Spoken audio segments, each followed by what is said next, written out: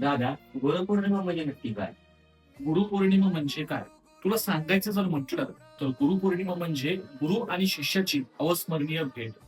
गुरुपौर्णिमा म्हणजे गुरुच्या चरणी अखंडपणे नतमस्तक होण्याचा दिवस. गुरुपौर्णिमा म्हणजे गुरु आणि शिष्यामधील प्रेम व्यक्त करण्याचा दिवस.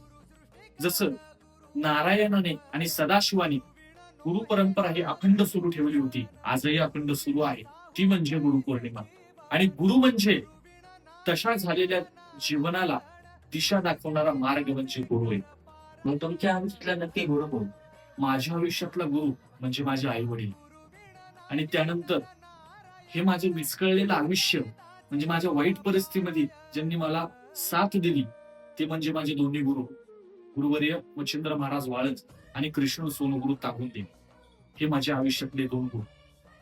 माझ्या आई वडिलांना, माझ्या दोन्ही गुरूंना आणि तुम्हाला सर्वांनाही गुरुपौर्णिमेच्या खूप खूप शुभेच्छा.